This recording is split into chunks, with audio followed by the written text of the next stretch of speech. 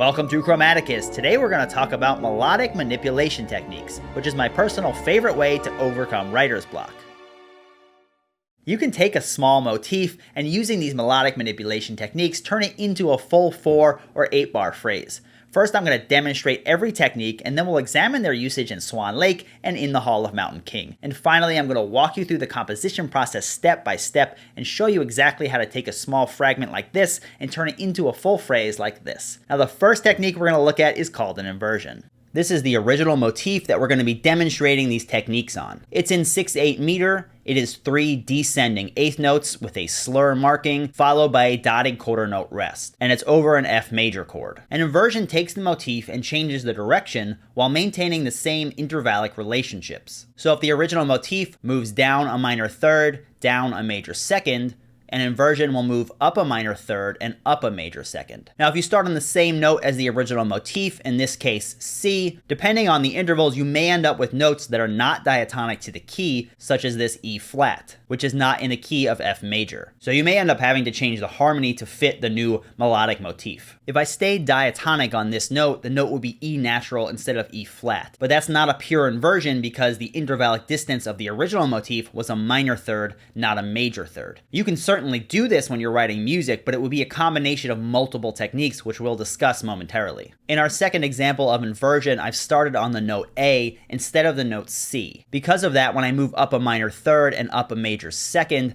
I stay within the key of F major. So in this case, I would not have to change the harmony. You can change the harmony if you want to, but you don't have to because the notes are still in the key. Now because I started on a different note, this would be another example of more than one technique being used. Let's listen to the original motif, followed by the inversion that starts on the same note, and then followed by the inversion that starts on a different note.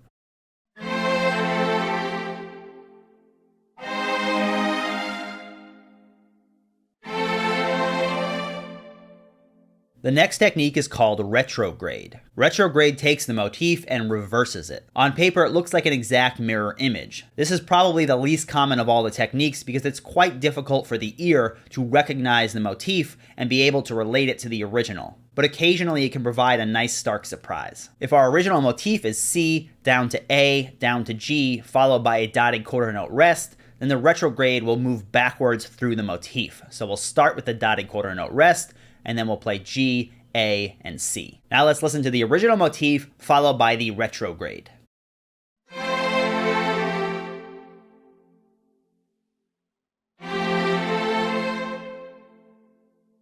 The next technique is rhythmic augmentation and diminution. Rhythmic augmentation lengthens the note value, and the diminution shortens the note value. The first note, I used a rhythmic augmentation to lengthen the note from an eighth note to a quarter note. And the second two notes, I used a rhythmic diminution to make them go from an eighth note down to a 16th note.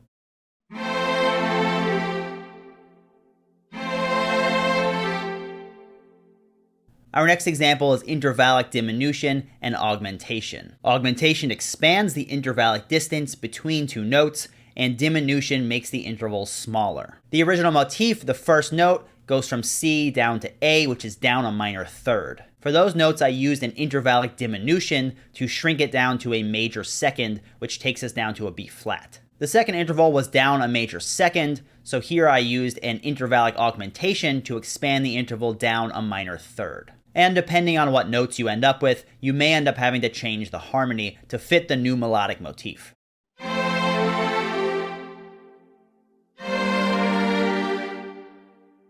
The next example is called changing or adding notes. This technique is really straightforward. It simply adds one or more notes, or it changes one or more notes. In this particular example, I wanted to add the note D, so I had to use a rhythmic diminution on the first note so that I had room to add a note in between these notes. In this case, I'm able to keep the same harmony, but depending on what you add or change, you may also have to change the harmony.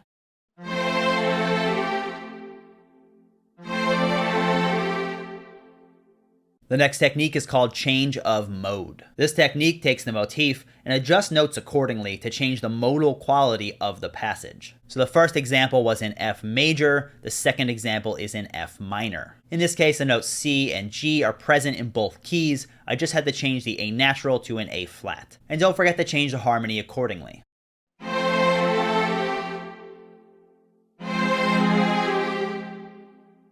Before I cover the last technique, there are two other ideas that are worth mentioning, which are fragmentation and repetition. You can take a fragment of any part of the melody, the first 2 notes, the last 3 notes, whatever you want, and then you can repeat it once, twice, 3 times. You can also stack other ideas in combination. So you can repeat it once, and then the second time you repeat it, add an intervallic augmentation or a diminution or whatever combination you want. These combinations will become more apparent when I show you the example from Tchaikovsky. Now let's look at the last technique called a sequence. A sequence is when a motif is repeated but begins on a different note. This can be over a new chord or in a new key. There are 2 types of sequences, a real sequence and a tonal sequence. A real sequence takes the melody and puts it into a new key by moving the motif up or down and maintaining the exact intervallic distance between notes. In this example, I modulated the original motif from F major up a major third to A major. The intervallic distance is exactly the same, down a minor third, down a major second. So the notes, the rhythm, and the direction all remain the same, we've just modulated to a new key. A tonal sequence takes the melody and starts on a different note with a different harmony underneath. The difference is that although the harmony has changed, the key in this case has not. So this was a 1 chord in the key of F major, this is just a 2 chord still in the key of F major. For this particular tonal sequence, we had to change that middle note. Remember, in the original motif, this was a major third in relation to this chord. But since this is a minor chord, this is now a minor third. So the distance between the first 2 notes, which was originally a minor third, is now a major third, and you have to do that to stay in the key. Let's listen to the original motif, followed by the real sequence, and then we'll hear the original motif again, followed by the tonal sequence.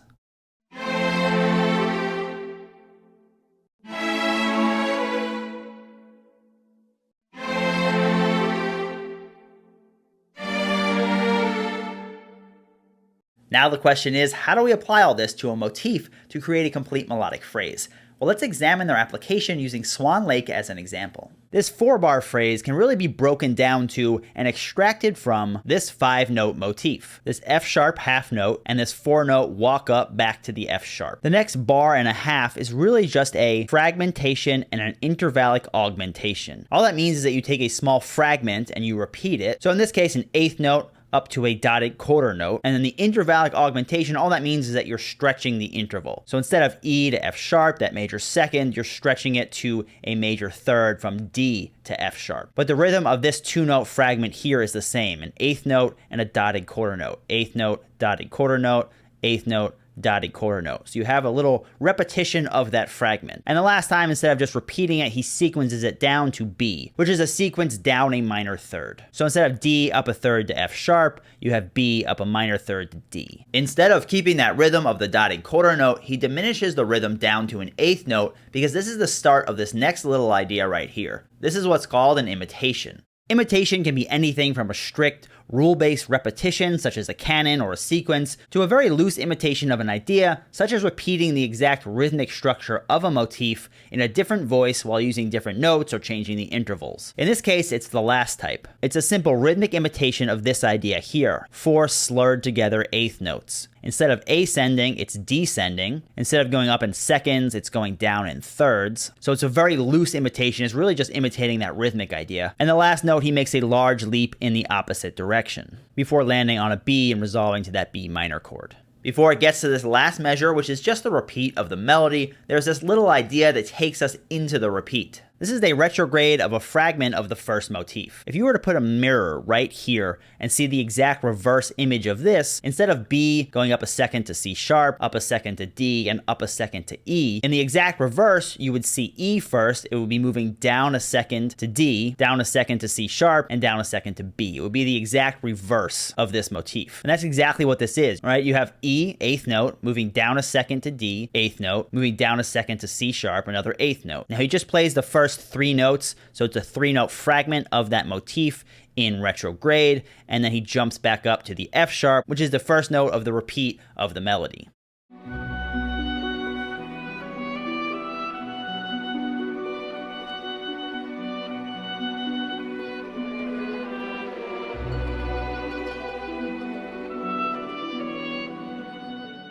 So did Tchaikovsky think about these techniques when he was writing Swan Lake? Probably not. But when you're a beginner composer and you use these techniques over and over again, after a while they just sort of become internalized. And then you'll be able to write melodies very naturally using these techniques without really even thinking about them. Now before I walk you through the composition process, let's take a quick look at the 4-bar melody from In the Hall of Mountain King, because it's a great example of a sequence. Here's the first 4 bars of the melody. In the beginning, it's just this root and fifth ostinato pattern, and the melody, which is in the same range as the bass line in the beginning. The motif is this 7-note grouping right here. In the second measure, he takes the last 3 notes of the motif and sequences them down by half step once and then twice.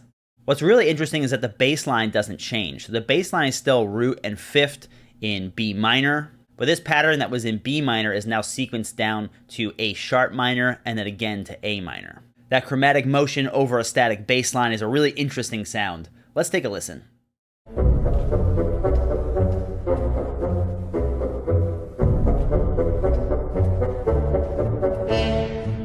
Now I'm going to walk you through the composition process using these techniques. This of course is just one of the many ways to compose, but it's particularly useful when you have writer's block, because no matter how uninspired you're feeling that day, you just have to write 3 or 4 notes, and then the techniques create the rest of the phrase.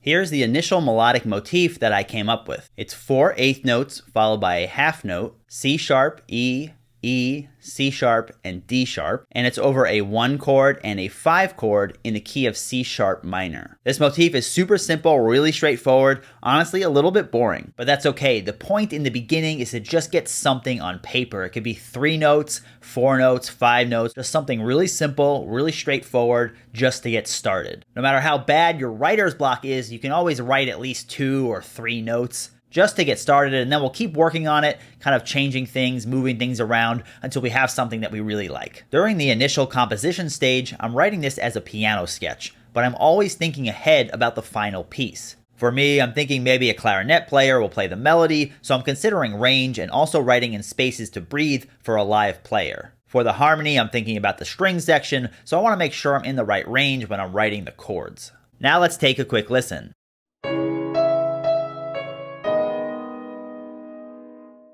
After listening to this motif, I've made some adjustments to make it a bit more musical and more lifelike. The first thing I did was add this little pickup note. This is just an eighth note on the upbeat of the previous measure going into the melodic motif. The second 2 eighth notes, I added a little slur so they have a nice smooth connection to each other. And the second note, I added this little dot above. That is a staccato marking. All that means is that you half the rhythm of the note. So even though this looks like an eighth note, with that staccato marking above, it's actually a 16th note with a 16th note rest afterwards. You could write it as a 16th note with a rest afterwards. I just like the staccato markings because it makes the music look a little bit cleaner. The next 2 eighth notes, I did a little bit something different with the rhythm. The first note, I augmented the rhythm to be a dotted eighth note, and then I diminished the rhythm of the second note to be a 16th note. That makes the motif quite a bit more interesting, and you can see how I got there just by starting with that initial, really simple melody and sort of tweaking it a little bit step by step. And if you tweak something and you don't like it, just undo it and try something else.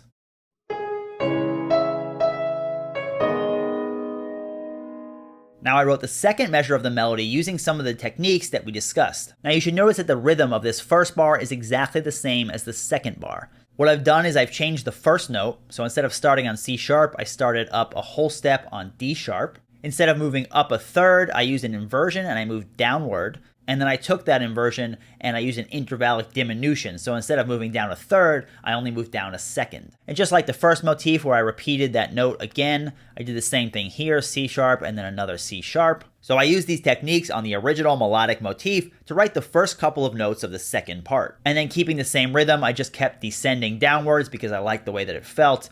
And I picked notes that fit the chords that I wrote. Now because the rhythm of this first measure is the same as the rhythm of the second measure, this is going to sound very cohesive.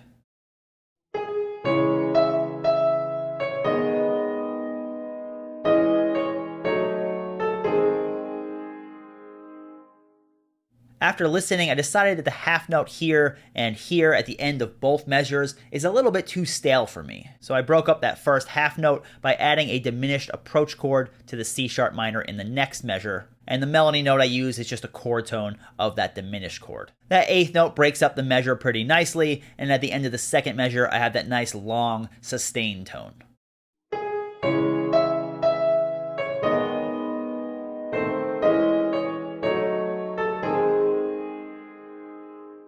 For measures 3 and 4, I use quite a few different techniques mixed together. The first technique I use is a fragment. So I took this fragment here, the last two notes of the phrase, A and G sharp, and I use sort of a repetition of those notes. Now you can take a fragment from anywhere in the phrase. It can be 2, 3, 4 notes, whatever you want. I just happen to choose the last two notes. If you look at the rhythmic difference here, I used a rhythmic augmentation on the first note and a rhythmic diminution on the second note. So even though I repeated these two notes, this sounds pretty different because of the rhythm. The next thing I did was sequence this little two-note fragment. I sequenced it up a major second, and instead of A and G sharp, I now have B and A.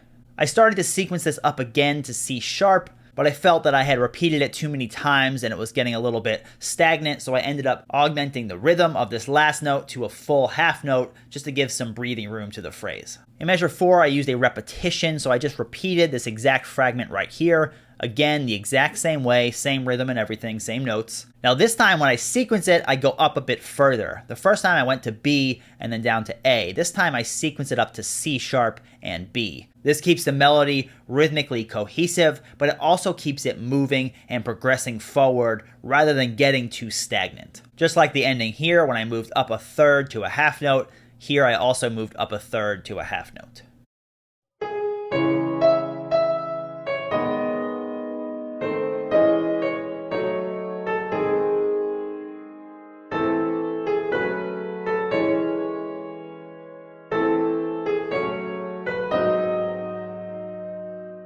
After listening again, I noticed that I have a half note at the end of this measure, a half note at the end of this measure, and another half note at the end of this measure. Everyone's going to have different tastes on what sounds good to them. For me, it just sounds a little bit stale and repetitive, so I'm going to break up this note as well. Now in this case, I just added something new. Rather than rely on the techniques, because sometimes when you're listening to the music that you've written so far, in certain places your ear will just kind of like imagine something. And for me, when I listened to it the past time, I just kind of heard this little 3-note movement upwards. I played around with a few notes in the key that worked until I found something I liked. Remember that I'm thinking about this being played by a woodwind player, probably a clarinet. So not only does this break up the phrase a little bit, but this rest here also gives the player a place to breathe. When you're writing for live players, or even if you're just pretending that you're writing for live players, you gotta put rests in on instruments that require breath. I'm gonna keep this as a 4-bar melody, which means that the next 4 bars I'm just gonna repeat. Because I started on a pickup note, I also wanna add this pickup note at the end, going into the repeat of the melody.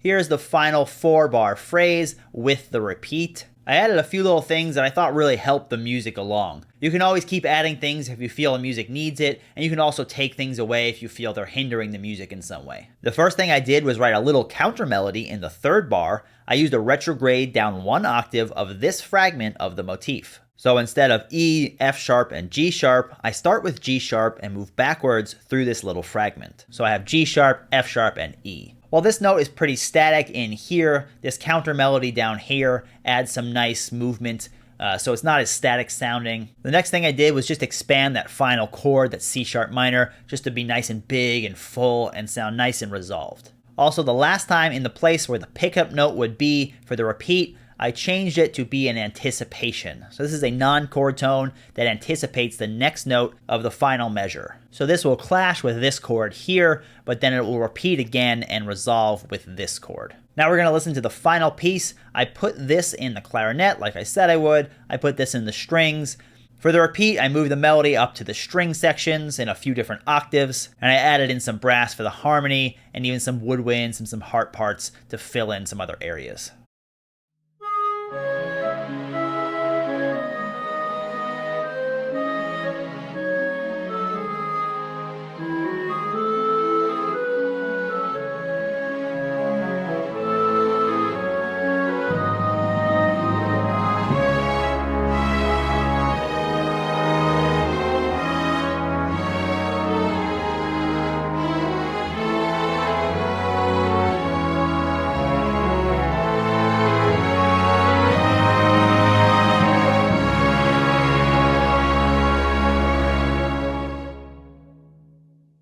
Now you should be able to write your own beautiful melodic phrase using these techniques. That's going to do it for us today. Remember to keep studying, keep practicing, and keep growing. See you next time.